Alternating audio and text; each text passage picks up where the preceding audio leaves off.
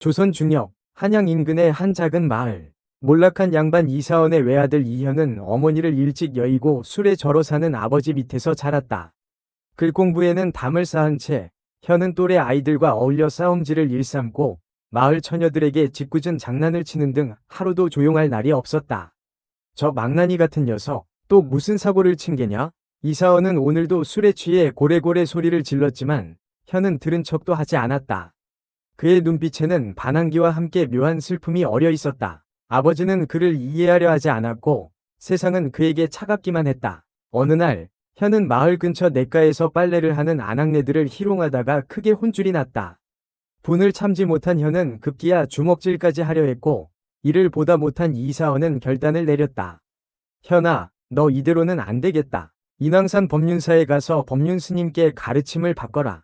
현은 펄쩍 뛰었다. 절에 가는 것도 싫었지만 무엇보다 무시무시한 법륜 스님의 소문을 익히 들어 알고 있었기 때문이다. 한때 조정의 무관이었으나 끔찍한 권력 다툼의 환멸을 느껴 속세를 떠났다는 법륜 스님. 그의 엄격함과 무예는 가히 전설적이었다. 싫습니다. 저는 절에 가지 않을 것입니다. 그러나 이사원은 완강했다. 현은 결국 아버지의 등살에 못 이겨 법륜사로 향했다. 법륜사, 배엄연사에 도착한 현은 법륜 스님 앞에 섰다. 스님의 눈은 매서웠지만 어딘가 모르게 깊은 슬픔을 담고 있는 듯했다. 네가 이사원 대감의 아들이냐? 그렇습니다. 내 꼴을 보니 내 아비의 심정을 알만하구나. 내일부터 내 가르침을 따르도록 해라. 만약 조금이라도 어긋나는 행동을 보인다면 뜨거운 맛을 보게 될 것이다. 스님의 말에 현은 오싹함을 느꼈다. 그러나 타고난 반항심은 쉽게 꺾이지 않았다. 다음 날부터 현은 새벽같이 일어나 절 마당을 쓸고 밥을 짓고 빨래를 하는 등 온갖 허드렛 일을 해야 했다. 스님은 그에게 글공부뿐만 아니라 무예도 가르쳤다. 현은 처음에는 불평불만을 늘어놓았지만 스님의 엄격함에 눌려 어쩔 수 없이 따랐다. 네 이놈, 정신 똑바로 차리지 못할까? 스님은 현이 조금이라도 흐트러진 모습을 보이면 가차없이 회초리를 들었다. 때로는 불에 달군 쇠꼬챙이를 들이밀며 겁을 주기도 했다. 아, 잘못했습니다. 스님, 제발 용서해 주십시오. 현은 고통에 몸부림치며 애원했다. 스님의 가르침은 가혹했지만 그 속에는 현을 향한 깊은 애정이 숨어 있었다. 시간이 흐르면서 현은 조금씩 변하기 시작했다. 글 공부에 재미를 붙이기 시작했고 무예 실력도 일취월장했다. 스님의 가르침을 통해 세상을 보는 눈도 넓어졌다. 하지만 현의 마음 한구석에는 여전히 스님에 대한 원망이 남아있었다. 어릴 적 자신을 가혹하게 다루었던 스님의 모습을 잊을 수 없었던 것이다. 두고 봐라. 내가 과거에 급제하여 출세하면 반드시 이 원한을 갚아주겠다. 현은 이를 악물고 공부에 매진했다. 어느덧 봄이 오고 현은 산속에서 우연히 아름다운 여인을 만나게 된다. 그녀의 이름은 조설화. 한양에서 가장 유명한 기생이었다. 현은 첫눈에 설화에게 반했다. 설화 역시 현의 맑은 눈빛과 순수한 마음에 끌렸다. 두 사람은 남몰래 사랑을 키워나갔다. 달 밝은 밤, 현은 설화에게 자신의 마음을 고백했다. 설화, 나는 너를 연모한다. 네가 기생이라는 것은 상관없다. 너와 함께라면 세상 끝까지라도 갈 수 있어. 설화는 눈물을 글썽이며 현의 품에 안겼다. 저도 현 도련님을 연모합니다. 하지만 저희는 신분이 너무 다릅니다. 이루어질 수 없는 사랑이에요. 아니, 우리는 반드시 이루어질 것이다. 내가 과거에 급제하여 너를 내 아내로 맞이하겠다. 현은 굳게 다짐했다. 그러나 그들의 사랑은 곧 시련을 맞게 된다. 현과 설화의 만남은 잦아졌다. 달빛 아래 두 사람은 몰래 만나 서로의 마음을 확인하고 뜨거운 입맞춤을 나누었다. 현은 설화의 허리를 감싸 안고 설화는 현의 목에 팔을 둘렀다. 그들의 숨결은 점점 더 거칠어졌고 옷섭은 하나둘씩 풀어헤쳐졌다. 현 도련님, 이러시면 안 됩니다. 설화는 현의 손길을 부드럽게 밀어내며 속삭였다. 하지만 그녀의 눈빛은 이미 욕망으로 가득 차 있었다. 설화, 나는 너를 원해. 오늘 밤 너를 내 여자로 만들고 싶어. 현은 설화의 귓가에 뜨거운 숨결을 불어넣으며 말했다. 설화는 더 이상 저항하지 않았다. 두 사람은 달빛 아래에서 하나가 되었다. 한편 한양 최고의 부호이자 권력자인 조대감은 오래전부터 설화의 미색을 탐내왔다. 그는 수단과 방법을 가리지 않고 설화를 차지하려 했지만 설화는 번번이 그의 소나기에서 벗어났다. 괘씸한 것, 감히 내 청을 거절해? 조대감은 분노하며 이를 갈았다. 그는 설화를 강제로 데려오기 위해 무례배들을 풀었다. 어느 날 밤, 현과 설화가 몰래 만나 사랑을 나누고 있을 때 조대감의 수하들이 들이닥쳤다. 네 이놈, 감히 양반 댁 여자를 넘봐? 설아를 놔줘. 이 더러운 늙은이야. 현은 필사적으로 저항했지만 수적으로 열세였다. 결국 현은 무례배들에게 붙잡히고 설아는 조대감의 집으로 끌려갔다. 흐흐, 이제 이 설아는 내 것이다. 조대감은 음흉한 미소를 지으며 설아의 옷을 벗기려 했다. 설아는 필사적으로 저항했지만 조대감의 힘을 당해낼 수 없었다. 제발 이러지 마세요. 저는 이미 마음에 둔 분이 있습니다. 닥쳐라. 내깟 기생이 무슨 정조를 따진단 말이냐. 조대감은 설아의 뺨을 때리고 그녀의 옷을 찢었다. 설아는 절망 속에서 현의 이름을 불렀다. 현 도련님, 제발 저를 구해주세요. 그때 설아의 친구이자 동료 기생인 매월이 나타났다. 매월은 재빨리 상황을 파악하고 조대감의 수하들을 유인하여 설아를 구출했다. 설아야, 어서 도망쳐. 내가 시간을 벌 테니. 매월은 설아를 대신하여 조대감의 수하들과 맞서 싸웠다. 설아는 눈물을 흘리며 도망쳤다. 한편 현은 법륜 스님에게 모든 사실을 털어놓았다. 스님은 현의 이야기를 듣고 깊은 생각에 잠겼다. 내 운명에 붉은 기운이 드리워져 있구나. 조심해야 할 것이다. 스님은 현에게 조대감의 악행을 막고 설아를 구할 방법을 알려주었다. 현은 스님의 가르침에 따라 조대감을 응징하고 설아를 구하기 위한 계획을 세웠다. 현은 먼저 조대감의 비리를 폭로하는 상소를 올렸다. 그리고 설아와 함께 도망칠 준비를 했다. 하지만 조대감은 만만치 않은 상대였다.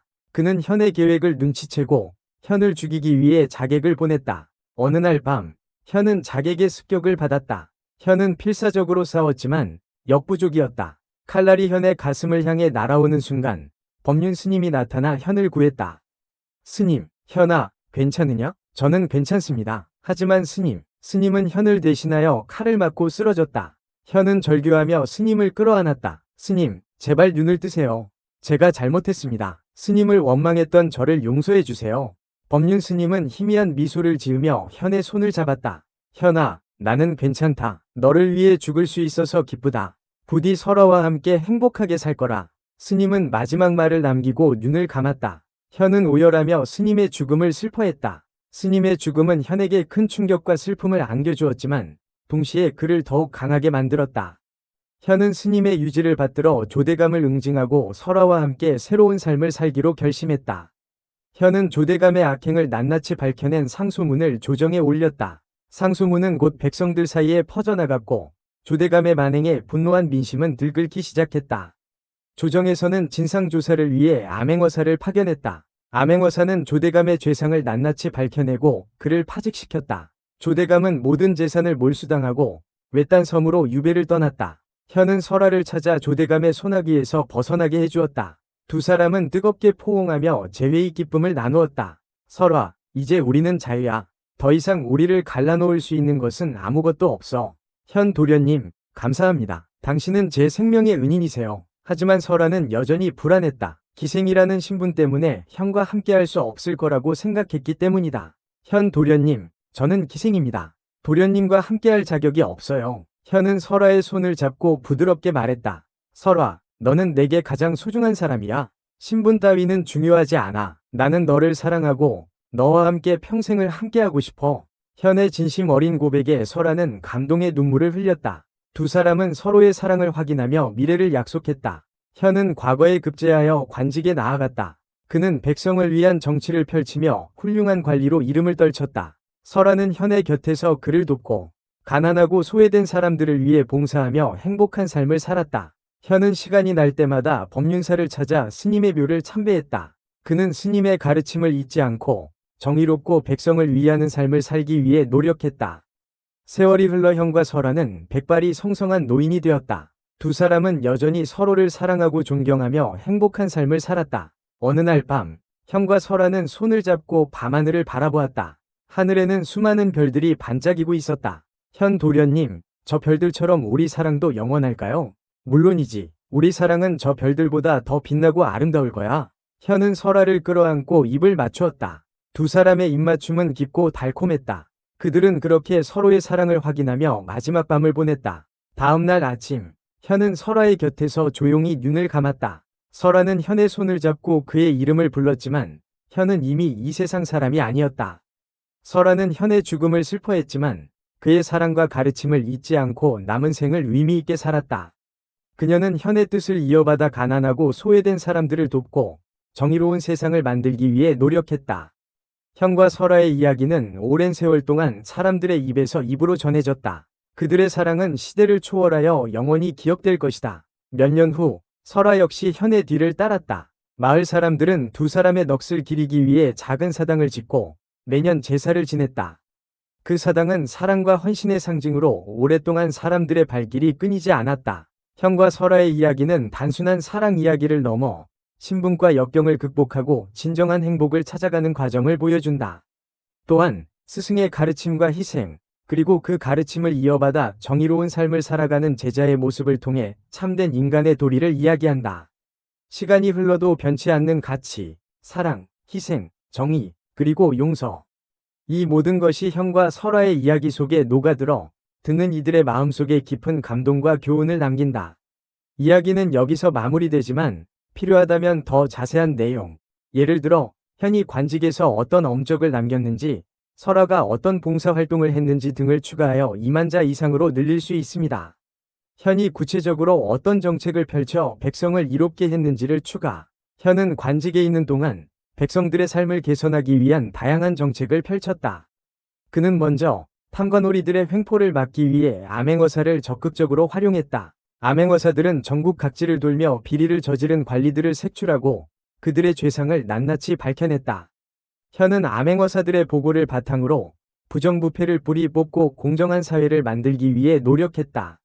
또한 현은 농업 생산성을 높이기 위한 정책을 추진했다. 그는 새로운 농업 기술을 도입하고 농민들에게 종자와 비료를 지원했다. 가뭄과 홍수 등 자연재해에 대비하기 위해 저수지와 제방을 건설하고 구휼미를 비축하여 백성들이 굶주림에 시달리지 않도록 했다. 현은 상업을 장려하고 교통을 발전시키는 데에도 힘썼다. 그는 도로와 다리를 건설하고 시장을 활성화하여 상품의 유통을 원활하게 했다. 또한 해외 무역을 통해 국가의 부를 증진시키고 선진 문물을 받아들여 백성들의 삶의 질을 향상시키기 위해 노력했다. 현은 교육에도 많은 관심을 기울였다. 그는 각 지역에 학교를 세우고 유능한 인재를 양성하기 위해 노력했다. 또한 신분과 상관없이 누구나 교육을 받을 수 있도록 기회를 제공하고 가난한 학생들에게는 장학금을 지원했다. 현의 이러한 노력 덕분에 백성들의 삶은 점차 나아졌다. 굶주림과 질병으로 고통받는 사람들이 줄어들고 사회는 안정되고 번영을 누리게 되었다. 현은 백성들로부터 존경과 사랑을 받는 훌륭한 관리로 이름을 떨쳤다. 설아가 구체적으로 어떤 봉사활동을 했는지 추가. 설아는 현의 곁에서 그의 정책을 돕는 한편 자신만의 방법으로 백성들을 위한 봉사활동을 펼쳤다. 그녀는 먼저 가난하고 소외된 사람들을 위한 무료 급식소를 운영했다. 매일 아침 급식소에는 굶주린 사람들이 길게 줄을 섰고 설아는 그들에게 따뜻한 밥과 국을 제공했다. 또한 설아는 고아와 과부들을 위한 쉼터를 마련했다. 갈 곳 없는 아이들과 위지할 곳 없는 여인들은 설아의 쉼터에서 안전하게 생활하며 새로운 삶을 시작할 수 있는 기회를 얻었다. 설아는 그들에게 글과 바느질 등 기술을 가르쳐 자립할 수 있도록 도왔다. 설아는 여성들의 권익 향상을 위해서도 노력했다. 그녀는 여성들에게 교육의 기회를 제공하고 사회 참여를 장려했다. 또한 남성 중심의 사회에서 억압받는 여성들을 위해 상담소를 운영하고 그들의 어려움을 해결하기 위해 힘썼다. 설아의 봉사활동은 널리 알려져 많은 사람들에게 감동을 주었다. 그녀는 조선의 어머니라는 칭송을 받으며 백성들의 존경과 사랑을 한몸에 받았다. 현과 설아, 두 사람의 이야기는 이렇게 조선 팔도에 널리 퍼져 백성들에게 희망과 용기를 주는 귀감이 되었다. 그들의 삶은 비록 고난과 역경으로 점철되었지만 사랑과 헌신으로 극복해낸 아름다운 이야기로 영원히 기억될 것이다. 현과 설아가 세상을 떠난 후 그들의 이야기는 단순한 전설을 넘어 백성들의 삶 속에 깊이 뿌리내렸다. 가난한 이들은 현과 설아의 사당에 찾아와 자신들의 어려움을 호소하고 희망을 구했다. 억울한 일을 당한 이들은 현의 정의로운 판결을 떠올리며 용기를 얻었다. 그리고 사랑하는 이들은 현과 설아의 변치 않는 사랑을 본받아 서로를 아끼고 존중하며 평생을 함께할 것을 맹세했다. 시간이 흐르면서 현과 설아의 이야기는 다양한 형태로 변주되어 전해졌다. 어떤 이야기에서는 현이 신출귀모라는 도수를 부리는 영웅으로 묘사되기도 하고 어떤 이야기에서는 설아가 하늘에서 내려온 선녀로 그려지기도 했다. 하지만 그 모든 이야기 속에서도 변하지 않는 것은 현과 설아의 숭고한 사랑과 헌신, 그리고 정의를 향한 불굴의 위지였다. 조선시대의 암울했던 현실 속에서 현과 설화의 이야기는 한 줄기 빛과 같았다. 백성들은 그들의 이야기를 통해 고통스러운 현실을 잠시나마 잊고 더 나은 세상을 꿈꿀 수 있었다. 현과 설화의 이야기는 단순한 이야기가 아니라 조선 민중의 삶과 희망, 그리고 꿈을 담은 거울이었다. 현과 설화의 이야기는 궁궐에도 전해졌다. 왕은 현의 업적과 설화의 헌신에 감탄하며 그들을 기리는 비석을 세우도록 명했다. 비석에는 현과 설화의 이야기가 상세히 기록되었고 백성들은 그 비석을 찾아와 두 사람의 넋을 기렸다. 또한 현과 설화의 이야기는 연극, 소설, 판소리 등 다양한 예술 작품으로 만들어졌다. 특히 판소리, 춘향전은 현과 설화의 이야기를 모티브로 하여 만들어진 것으로 알려져 있는데 춘향의 굳은 절개와 이몽룡의 정의로운 행동은 현과 설화의 모습을 그대로 닮아 있었다.